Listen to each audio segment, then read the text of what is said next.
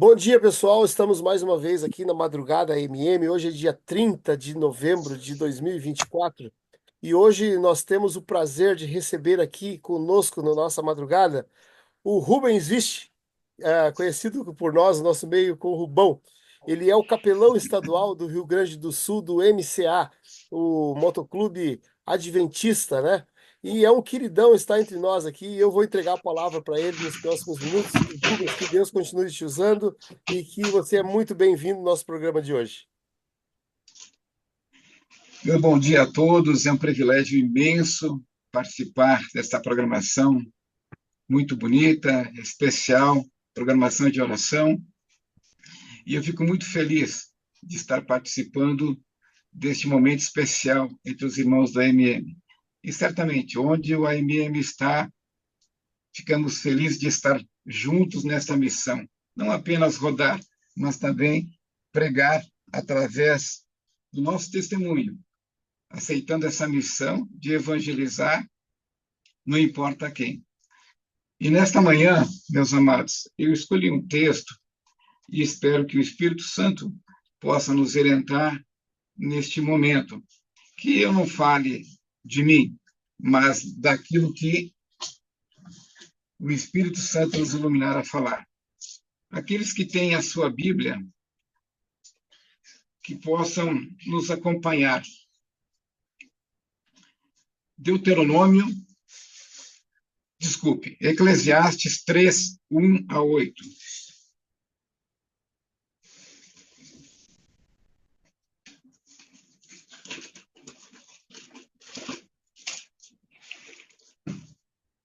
Eclesiastes 3, 1 a 8 diz o seguinte: tudo tem o seu tempo determinado, e não há tempo para o propósito debaixo do céu. Há tempo de nascer, há tempo de morrer, há tempo de plantar e tempo de arrancar o que se plantou. Meus amados, se analisarmos profundamente este contexto de Deuteronômio, desculpa novamente, esse contexto de Eclesiastes, me parece até sombrio e bastante pessimista. E a nossa intenção nesta manhã não é falar da complexidade ou do pessimismo do livro de Eclesiastes, atribuído ao rei Salomão, embora não haja uma comprovação mais específica sobre isto. Eu também não sou um acadêmico da área de filosofia ou de teologia, não sou PhD em teologia, mas na fé e pelo estudo da palavra de Deus, eu busco, neste contexto, aprender uma lição muito grande. Nosso propósito também não é fazer uma exegese textual nesta manhã, mas pensar, dentro deste contexto, de cosmovisão do Oriente Médio, uma motivação para superar os obstáculos e reconhecer a dependência total de Deus. A Bíblia, como todos nós sabemos, ela foi escrita em hebraico, aramaico e grego. Então, a sabedoria do Oriente Médio, exemplificando isso, se um jovem apaixonado der flores a uma jovem, seria ofensivo, pois as flores morrem. E os judeus colocam pedras nos túmulos dos seus entes queridos, como sinal de respeito, porque são duradouras. Eu vejo, neste contexto, um pouco pessimista, de Eclesiastes, uma abordagem diferente. E espero que os irmãos também. Mesmo que expresse um sentimento mais sombrio do pensamento humano, percebe-se que a narrativa do autor conduz para a aceitação e reconhecimento de total dependência de Deus. Se continuarmos lendo nos versos de 9 a 15, vamos resumir um pouquinho, nós conseguimos ver o seguinte: tudo Deus formou no seu devido tempo, também pôs eternidade no coração do homem. sem que este possa descobrir as obras que Deus, desde o princípio até o fim. Sei que nada há melhor para o homem do que regozijar-se e levar vida regalada. Também que é dom de Deus que possa o homem comer, beber e desfrutar do bem do seu trabalho. Sei que tudo quanto Deus faz durará eternamente. Nada de que lhe pode acrescentar, nada de se lhe tirar. E se isto Deus para os homens temam diante dele. O que já foi e o que há de ser também já foi. Deus fará renovar-se o que passou. Com esse texto, a gente tem uma perspectiva um pouco diferente. Visualizamos a necessidade de confiar em Deus. E isto muda tudo. É uma nova perspectiva. Eu queria trazer para vocês, nesta manhã, um relato muito interessante. Eu normalmente não gosto de falar de coisas pessoais, mas essa situação impactou muito a minha vida. Em um tempo não muito distante, eu passei por uma profunda depressão. E essa depressão me trouxe muitas dificuldades. Dificuldades no trabalho, dificuldades no relacionamento, dificuldades de convivência também. E neste ínterim, eu estava bastante relapso, por dizer assim. E eu lembro que no final de tarde, eu acompanhei a minha esposa até o mercado, e o estacionamento do mercado ficava bem em frente à igreja. E minha esposa disse para mim: vamos entrar na igreja. Nós precisamos ter uma comunhão maior com Deus. E eu relutei bastante, eu não quis entrar. Eu tinha vontade somente de ir para casa. E assim o fizemos, contrariando a minha esposa, e fui para casa. Chegando em casa, a minha esposa, um pouco contrariada, ainda me fez a seguinte colocação: nós deveríamos ter ficado na igreja. Hoje tem muita animosidade no prédio. Você vai se incomodar. Ela continuou nos afazeres de casa e eu fui descansar. Porém, começou a haver uma movimentação muito grande no prédio. Muitos gritos, bater de porta, subir e descer escadas, uma algazarra generalizada. E isso começou a me incomodar. Mas eu tentei relaxar bastante, embora não conseguisse. Passado alguns minutos, alguém bateu à minha porta. E minha esposa olhou para mim e perguntou: abrimos a porta? E eu disse: sim, estou ouvindo voz de criança. Deve ser importante. E minha esposa abriu a porta. No que ela abriu a porta, um menino e uma menina que seguraram no braço dela e pediram a ela: por favor, nos ajude.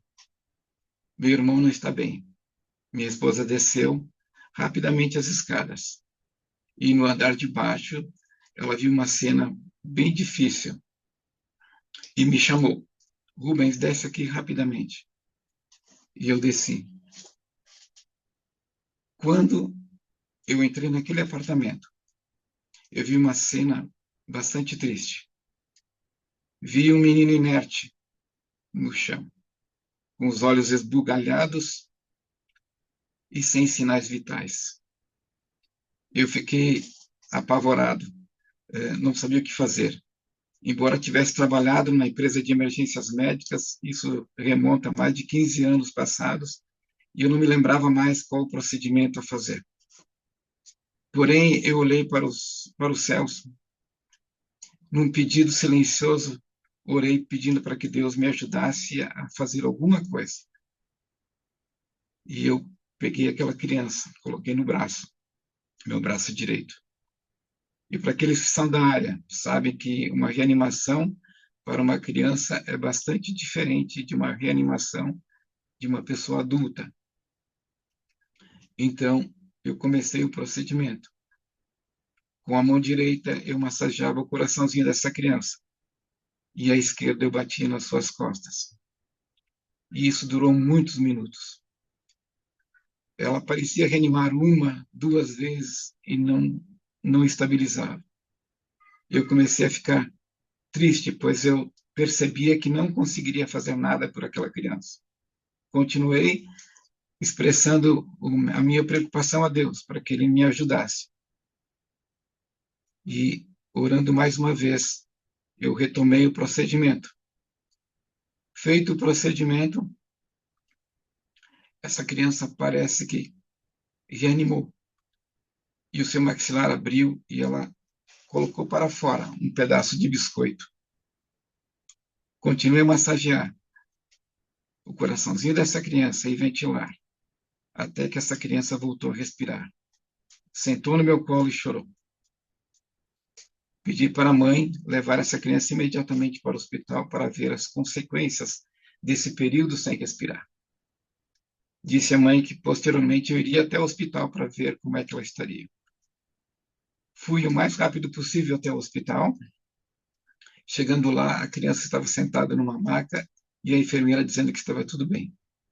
Pedi para falar com o médico e expliquei o que houve para o médico. Essa criança ficou em observação a noite inteira. Voltei para casa. Quando cheguei em casa, e ainda tinha pessoas no prédio, pois naquele apartamento tinham vizinhos do andar de baixo, do anterior, do de cima, estavam todos naquele apartamento, presenciando o que estava acontecendo. Eu nunca senti uma paz tão grande no momento que estava tentando fazer alguma coisa por aquela criança. E naquele momento eu percebi que eu não poderia fazer nada.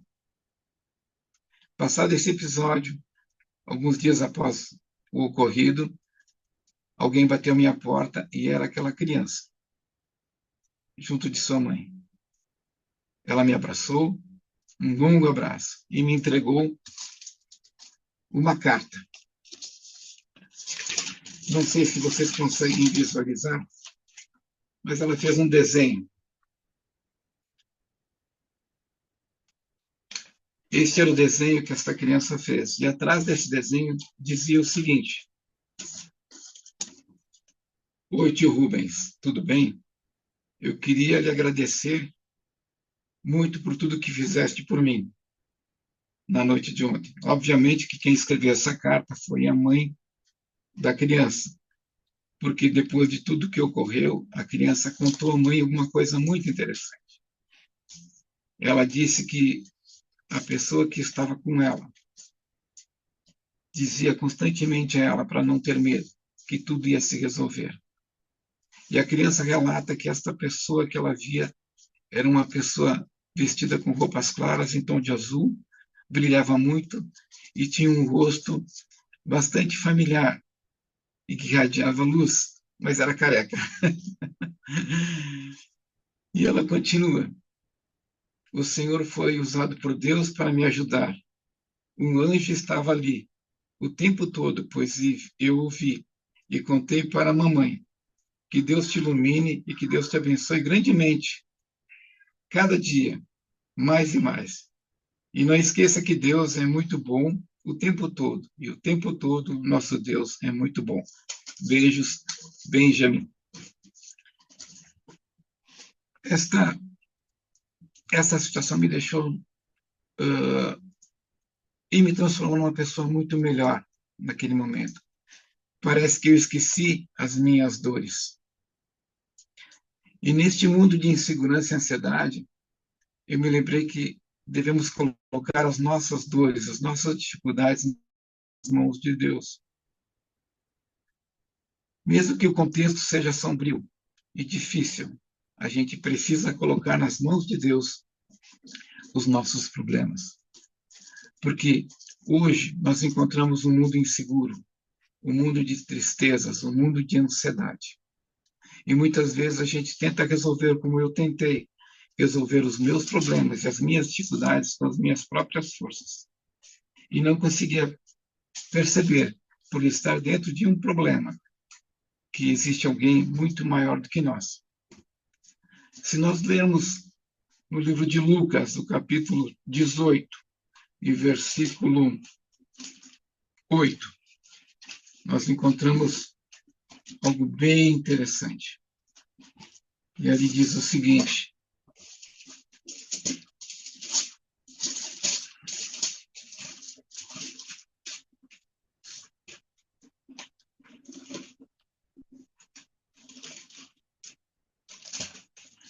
Lucas 18, capítulo 8.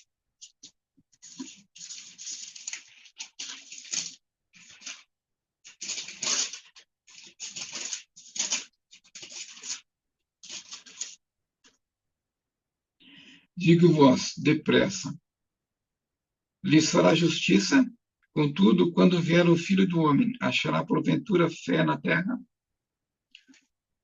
João 16, 33 diz o seguinte também: estas coisas vos tenho dito para que tenhas paz em mim. No mundo passais por aflições, mas tende bom ânimo. Eu venci o mundo.